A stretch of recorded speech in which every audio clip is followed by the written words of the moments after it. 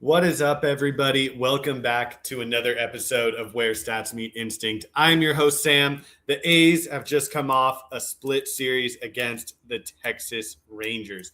Now, there's going to be a lot of mixed emotions about this series. On the one hand, the A's had a couple big wins right in the middle of the series. They obviously went toe-to-toe with one of their main rivals in the division. On the other hand, they were incredibly close to taking 3 out of 4 games. They let game 4 slip out of their hands a little bit, and they were up 6-5 going into the 9th inning, and they ended up losing that game 9-6, which was a bummer for sure. There's no doubt about that. But we're going to break some stuff down in this series. We're going to talk about some players that maybe need to step up their performance a little bit. We're going to talk about some roster decisions that may be around the corner. And we are also going to touch on this upcoming series against the Chicago White Sox.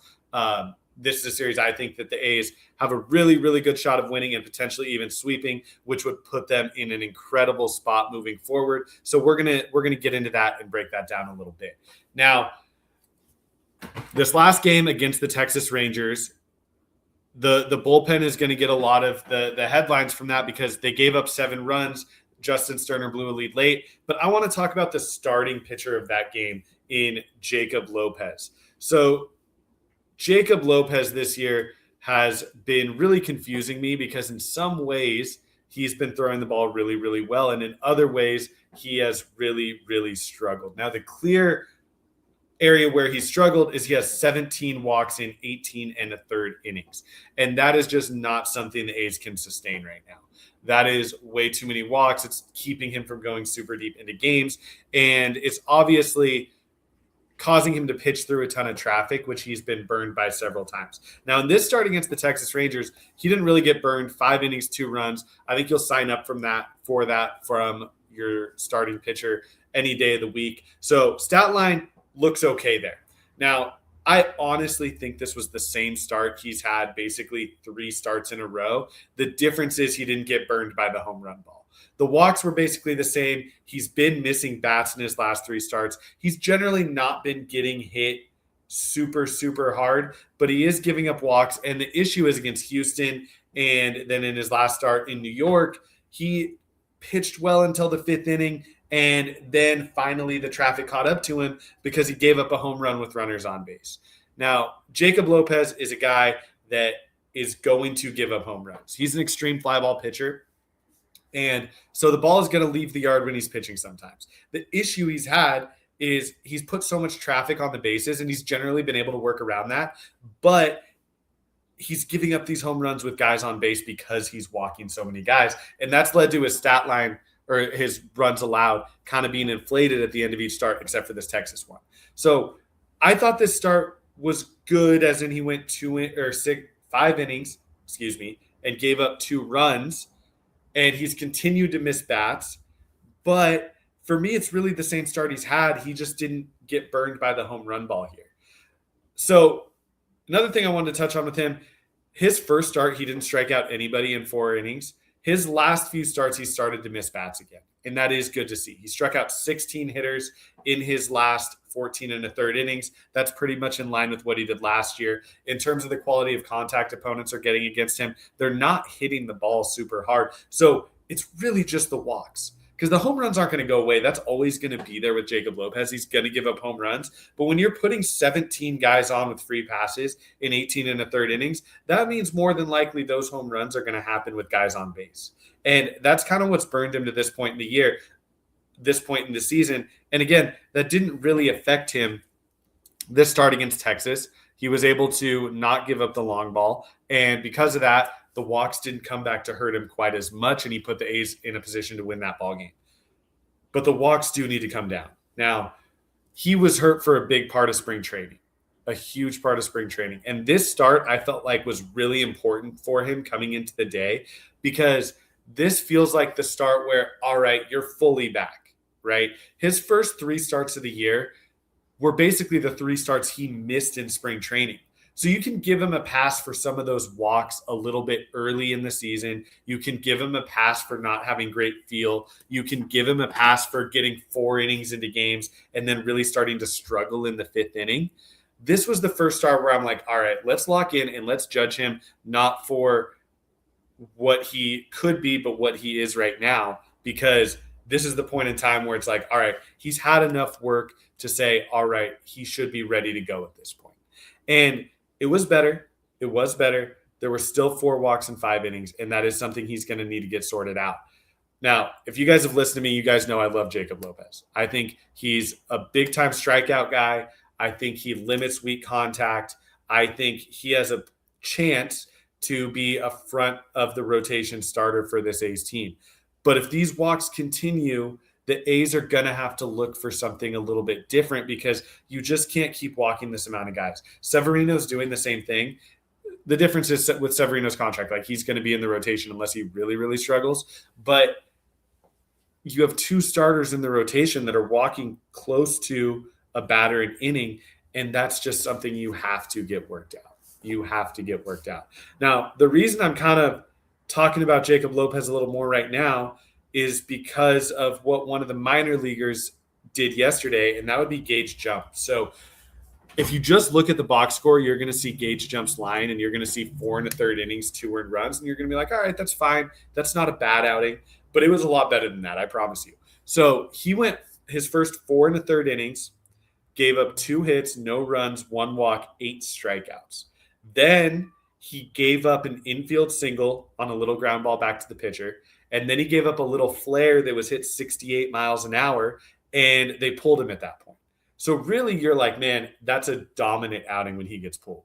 He was dominating the game. He gave up 2 blue hits. Normally, I think you would let a guy work through that, but because of innings limits and pitch counts and stuff like that, they put a reliever in. That reliever basically gave up a bunch of runs. So his final line isn't going to look impressive, but he was dominant, striking out 8 guys in 4 1/3 innings, only walking 1.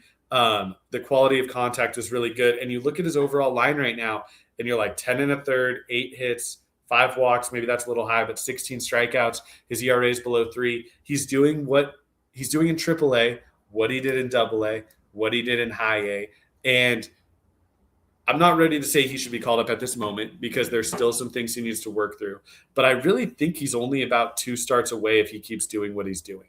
Like, if he keeps showing that progression, his first start in AAA, he had some trouble working deep counts and missing bats. Second start, a little bit of the same thing, but it was kind of progressing in the right direction. This start looked really good. And man, if you build 2 starts on that, I don't think there's a reason, if you're planning on being competitive, like I think the A's are this year, to keep a guy in the minor leagues that might be one of your better starters, especially when there's potential openings in the rotation with guys struggling like Jacob Lopez.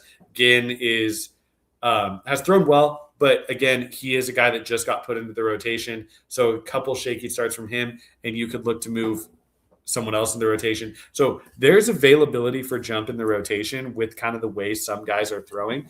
And with the way he's throwing, he's only like 2 starts away from really forcing the issue if he can back up what he did in his last start. So again, I think Jacob Lopez can be a frontline starter. He really only has the walk issue. If you look at everything else, like, the home runs are always going to be part of his profile. That's never going to go away. But the strikeouts have come back after that first start. The weak contact has been a thing he's continued to get this season. It's just the walks. If he can cut down on the walks, he's going to hold a starting spot as long as he's healthy, and he's going to be one of the A's best pitchers this year. If the walks continue, though, there is a prospect breathing down his neck that I think we all think could be a guy that really helps the A's moving forward. Now, one thing that's interesting about Gage Jump, he is not going deep into ball games, and you might say that's a bad thing. I think that's actually a good thing, and I'll tell you why. He only threw, I think it was 111 innings last year. You don't want to jump up a pitcher from like 111 innings to 180 innings or so in modern baseball. That's just not something that modern baseball does. You want to build innings up slowly. So what I think the A's are doing is, I think they're being conservative with him in the minors, because they plan on him throwing big innings down the stretch, and they don't want to work up his innings high early in the year where they feel like they have to limit him late.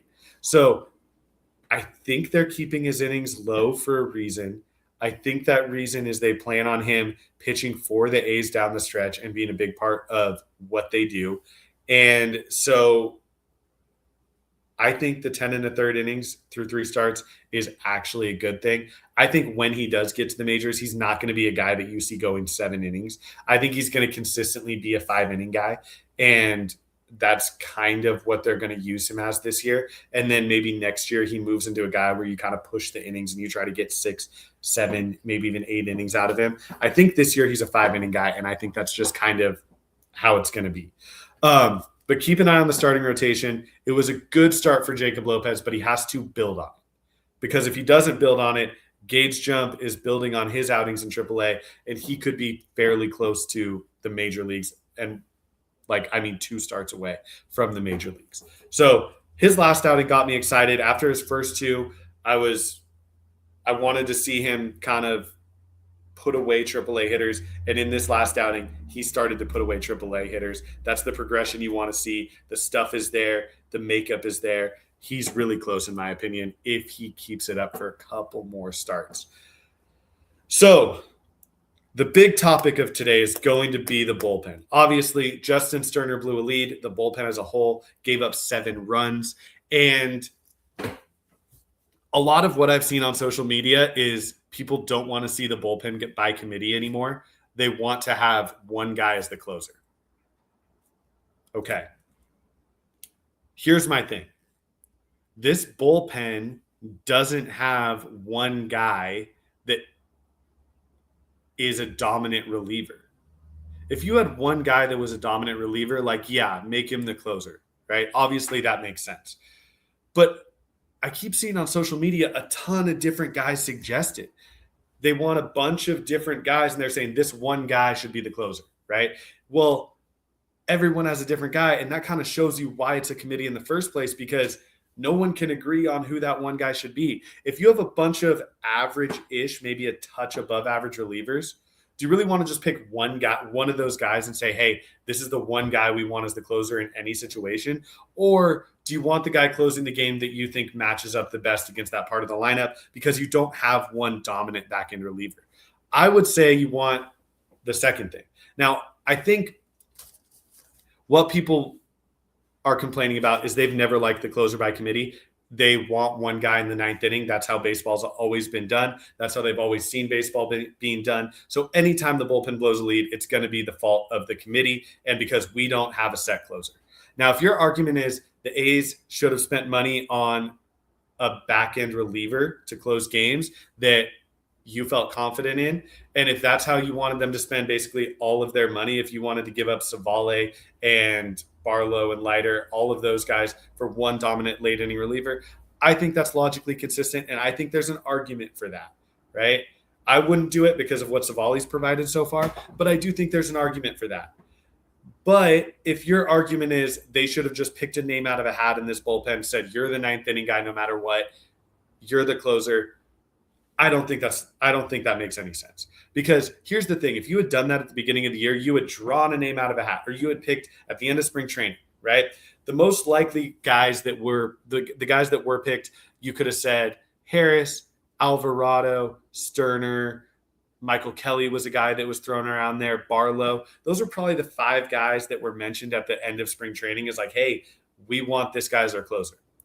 If any one of those guys was put into the closer role, the season wouldn't be any different, right? The season wouldn't be any different. The A's have blown 2 saves, 3, maybe, I think it's, 3 saves. There's the Leiter one in New York. There was the Michael Kelly one in Toronto, and there was this one today. If any one of those guys was the closer, they've blown at least that many saves at this point, right? Because you've seen the blow-up outings from Barlow, right? We saw the blow-up outing today from Sterner. Harris has a bunch of outings where he hasn't been able to get through a full inning because of the walks. And Alvarado has an ERA in the 6s. He's been getting hit hard, even though he's done a better job of late. So if you would, and Michael Kelly's been sent down. So if you had picked any one of those guys and said, hey, you're my closer to start the year, the A's record is the same, if not worse, right? So I don't see the blaming of the committee being the problem. The issue is the A's just have to kind of play the matchups with average to slightly above average relievers And when you're doing that, there's going to be blow up outings, right? And I've talked about the importance of knowing where your outs are coming from, as in it does make a difference when you have one guy you can put into big situations and they can go in and get those outs. The A's don't really have that. So what you're doing is you're trying to match up the best you can. And I think for the most part, the A's have maximized this bullpen. I don't think they're underperforming by any means. I think for the talent they have, they've maximized the bullpen. There's been about 3 games you can blame the bullpen for not locking it down and for struggling. But there's about 6 games where you can say, hey, we kind of won this because of our bullpen, right? With the talent they have, I think they're maximizing their bullpen. And it is frustrating, obviously, when they blow leads. In New York, that game was absolutely devastating. This game was tough, but you're coming off a couple wins, and it was some weird conditions, and the A's got kind of lucky to be in the lead in the first place. But regardless, it's frustrating, right? That game in Toronto, where they were up 6-2 and they ended up losing in extra innings, absolutely, it was frustrating. But for the talent this bullpen has, there's going to be a lot of roller coaster type baseball games. That's just the design of the roster. You don't have dominant back end relievers. So when you don't have dominant back end relievers, just forcing a guy into the closer role doesn't seem like the best thing to do, right? The guy who's being suggested now is Joe Kunal or Kunal. I still don't know how to say it, Kunal. And it's like, hey, part of the reason we know he is an effective late inning reliever is because they're doing the closer by committee. You can't have only the downside of a committee with ignoring all the benefits of the committee, right? Joe Kunal came in and closed his second game in the big leagues. He had thrown a third of an inning in the last 2 years in the big leagues, and he went into Yankee Stadium and he closed that game. If you're going traditional roles inning by inning, right? If you're going inning by inning, he maybe has worked his way to the 7th inning by this point. But you start out in mop up duty, then you pitch when you're behind by a couple runs, then you maybe get a 6th inning role, and maybe you've worked your way into the 7th inning. Part of the reason we know that guy has been a good late inning reliever and can handle the moment is because of the bullpen by committee thing, because they're just trying to find guys in different matchups and situations like that. That's part of the reason why the A's figured out that he was a guy that could be effective in the late innings. So the committee approach has its benefits, but we can't just focus on the downside of the committee and not acknowledge the benefits, right? Like I said, if at the beginning of the year you had said, hey, this is my 6th inning guy, this is my 7th inning guy, this is my 8th inning guy, this is my 9th inning guy. Let's say you had Barlow in the 6th, Harris in the 7th, Sterner in the 8th, Alvarado in the 9th, or whatever order of that group you want to out of spring training. The A's record isn't any better. Right? If anything, it's probably worse because there have been a lot of times where the mixing and matching in the bullpen things have worked. Now, do they need more talent in the bullpen? That is something I've said quite a bit. I think if they are a competitive team near the trade deadline, you go out and you are aggressive for a reliever that can help your bullpen. And it wouldn't cost a massive amount of prospect capital. You can get good relievers near the end of their contracts on losing teams for a mid-level prospect, and that guy can help your team a ton late in the year. But in terms of how they've used the bullpen, I think that can be attributed to more of the success than the failure of this bullpen at this point, right? They just don't have a lockdown guy. When you don't have a lockdown guy, just calling a guy your closer who's not a lockdown guy isn't the solution to the problem at hand. So I wanted to touch on that. Another thing too, the Geloff move. This is making less and less sense to me each day. So Geloff, Hernandez, Ibanez. You have 3 right-handed hitting infielders. Yes, Geloff has some versatility for the outfield now. They all actually kind of do.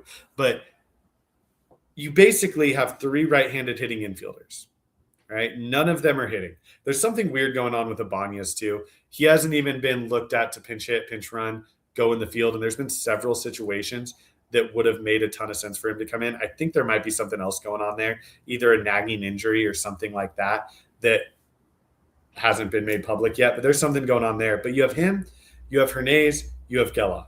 They're all basically filling the same role. None of them play, right? Like Hernandez starts once a week. Geloff has basically been a pinch runner to this point. Ibanez didn't start against a lefty. And again, I think there might be something else going on there, but you have three guys that basically all fill the same role and none of them are playing, right? It seems like one guy could fill the role of all three of them, honestly. So if I'm the A's, I'm picking one of those guys. I'm saying, hey, you're the backup right-handed hitting infielder.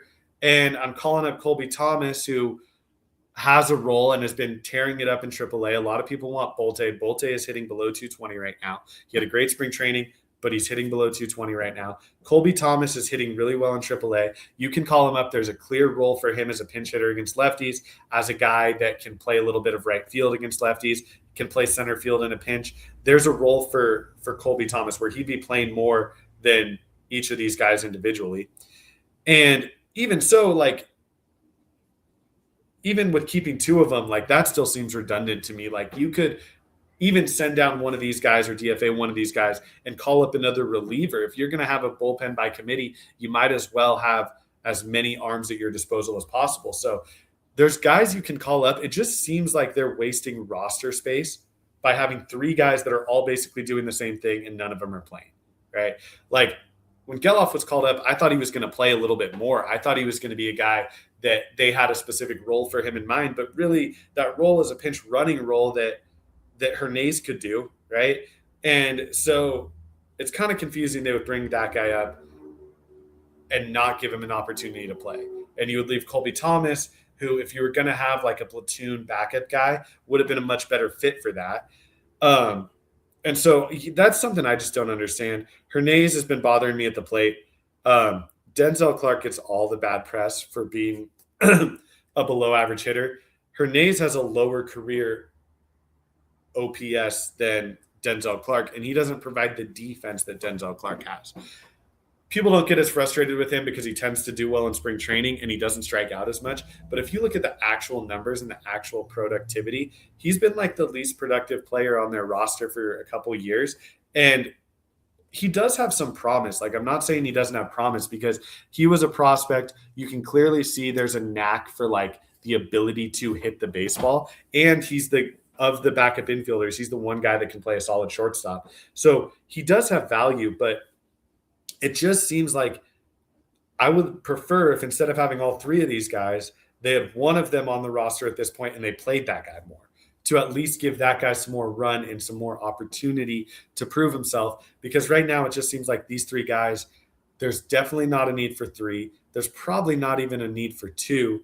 And by sending one of those guys down or DFAing one of those guys, depending on who it is, you open up a little bit more roster flexibility, a little bit of, and you just give whoever's left on the roster more playing time. And whoever gets sent down gets more playing time in AAA and a chance to get rolling. It just seems like none of these guys are being given a chance to get rolling. And they're all kind of just rotting on the bench at this point and not playing a major role. And it seems like the A's roster would be improved by sending one of these guys off and calling up either another reliever or Colby Thomas or someone like that can provide a little bit more roster flexibility and a little more of a benefit to the roster at this point. So that's something I was looking for in this Ranger series, just to see if any of those guys played more. Geloff got one start. Hernandez got one start. Neither of them really did anything. And Ibanez hasn't seen the field in like a week in any capacity, which is really weird. So it just seems like roster spots are being used on guys that don't need them at this point, that aren't really providing anything. And it would be better for the A's and better for those guys individually if one of them was sent down to AAA. So those are some of my frustrations. Now, the good thing is the A's won 2 games against the Texas Rangers. Some people might look at this as like just an okay series, but you held serve against a team that is right with you at the top of the division at this point, that is probably going to be a team that's near the top of the division for the rest of the season. You didn't lose any ground to them. That's overall like a positive thing. The thing that's killed the A's the last couple of years is not splitting series against teams.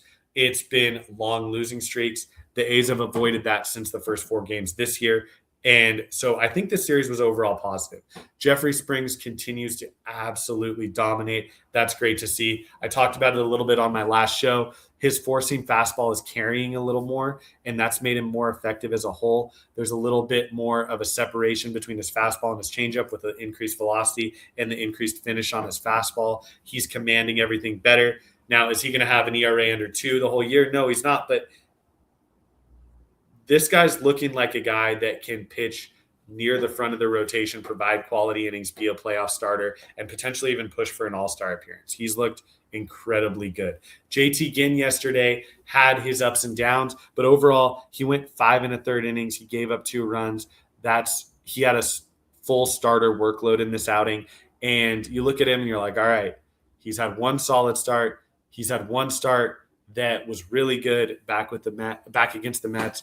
And so you like what he's providing the team so far. There's definitely some positives to take out of this series. The bats got a little bit more hot the last 2 games. They scored 6 runs in each of the last 2 games. You started to see some guys leave the yard. Those things were really, really positive to see. Now, rolling into the White Sox series. The White Sox had a lot of optimism heading into the season, and they started off okay in their first couple games, but they've kind of hit a skid where they look kind of like last year's White Sox.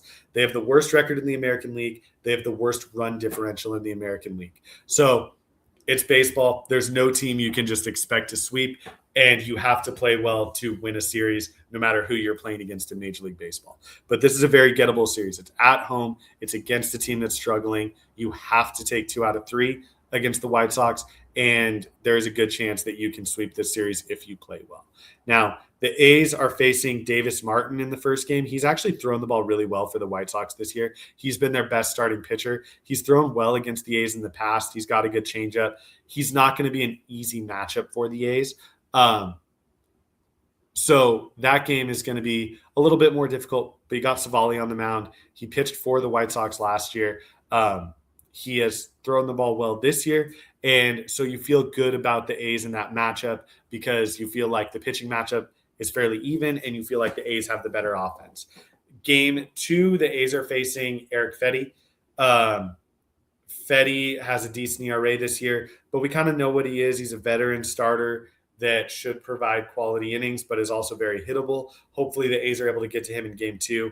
Game 3, I believe you got Jeffrey Springs going again, so you're going to have the advantage in the pitching matchup. The A's are going to face Noah Schultz, who the White Sox just called up. He's a 6'10" left-handed pitcher, and he is one of the top prospects in all of baseball. He absolutely dominated AAA this year. His first start, he gave up, I believe it was 4 runs in 4 1/3. He had a little bit of command issues. He had 4 walks. He's a guy I don't anticipate the A's necessarily lighting up, as in I don't think you'll see him give up 8 hits against the A's, but he's a guy still feeling out Major League Baseball. He's gonna be pitching in Sutter Health against a good lineup. He has some walk issues. If the A's are patient, if the A's can wait him out a little bit, he's a guy that I think they can get to. Now, there's obviously a chance he comes out and dominates because he has the stuff to. He's a top prospect for a reason. So he's a guy that can come out and throw really well against the A's. But I think if the A's are patient, if the A's wait him out, they're going to have success against him. So this White Sox series, 2 of 3 is absolutely necessary. The one thing about this Texas series, it did not slow down their momentum, right? They had a ton of momentum coming out of New York. Maybe they didn't pick up any more momentum, but they didn't lose it either, even with this last game being kind of a struggle. It was a super weird game. The wind was blowing out to right field like crazy.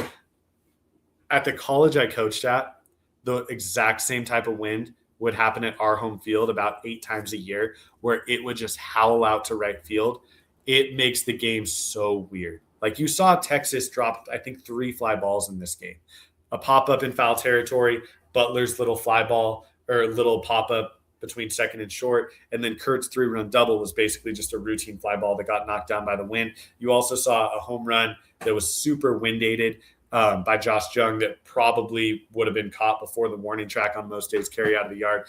Those games are super weird. They're almost always high scoring in my experience, even when the wind's not necessarily blowing out. That kind of thing just makes it really, really difficult to play defense. So Game 4 was a weird game. I don't feel like the A's have lost any momentum, but they have to take 2 out of 3 against the White Sox to maintain that momentum moving forward. They're definitely capable of doing it. I believe you have Severino. It's going to be Severino, Springs, Savali. You feel really good about Savale. You feel really good about Springs. Severino, you feel like he is really, really close. He's kind of like Jacob Lopez, where the only thing really holding him back is walks. You feel like he's really, really close. This is a series where the A's can definitely go out and get some wins. So that's what I'm looking for. If they take 2 out of 3, you'll feel really good about this stretch of 7 games against Texas and Chicago. If they are able to sweep this series, you're going to feel really, really good about where they're at, where they're headed. It's important to beat the teams you're supposed to beat. Hold serve against the teams like the Rangers. Beat the teams you're supposed to beat. That's what I'm going to be looking for the A's this weekend. Hopefully I'm back here on Monday and we're talking about the A's taking care of business, beating the teams they're supposed to beat, and we're talking about the A's in first place in the division. So we'll wrap it up there, guys. This has been another episode of Where Stats Meet Instinct. I'm your host, Sam. You can find me on Twitter at StraightA's. Like and subscribe, guys. That helps us out a ton. All these other shows on this network are awesome. These guys do a great job. If you want in-depth analysis of this A's team, this is where you're going to find it on this network, guys. The guys here put in the work. They do the research. And I will put the knowledge we bring to the table up against anybody, guys. So like and subscribe for us. It really helps us out. Spread the word of what we're doing here. The A's are doing some good things this year, guys. They are winning some games. They're winning some tough series.